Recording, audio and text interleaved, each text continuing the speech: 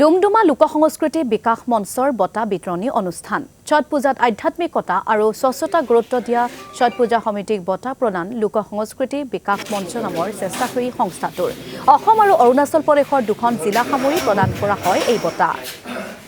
বৰহাবজান BSA ছটঘাট সমিতিয়ে প্ৰথম নামচাই ছটঘাট সমিতিয়ে দ্বিতীয় আৰু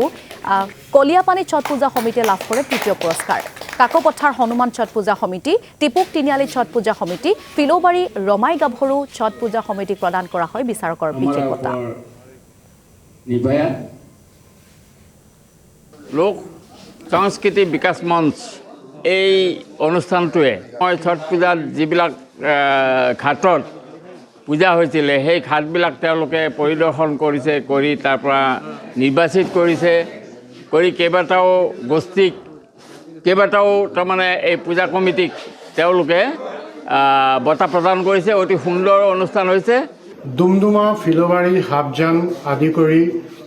আপোনাৰ নামচাইলৈকে যিমান ছট পূজা আয়োজন কৰা হৈছে সেইখিনিৰ মাজত বিভিন্ন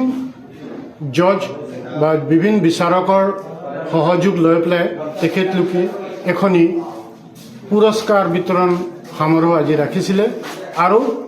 তেওঁলোকে এই পুৰস্কাৰ বিতৰণৰ যোগেদি আমাৰ সমাজখনক এইটোৱে বাৰ্তা দিব বিচাৰিছে যে আমাৰ ছট পূজা ঘাটত যি ধৰণৰ সা সুবিধা চাফ চিকুণতা আৰু ধৰ্মীয় ৰীতি নীতিৰ মাজেৰে যি পূজা আয়োজন কৰা হয় সেই পূজা আয়োজন কৰাৰ ক্ষেত্ৰত কমিটিবিলাকে কি ধৰণৰ আগভাগ লৈছে সেইটোক শলাগ লোৱাহে তেওঁলোকৰ মূল উদ্দেশ্য এই মূল উদ্দেশ্য লৈ পেলাই তেওঁলোকে এটা উদগনিমূলক যি পুৰস্কাৰ দিছে সেইটো সঁচাকৈ শলাগ ল'বলগীয়া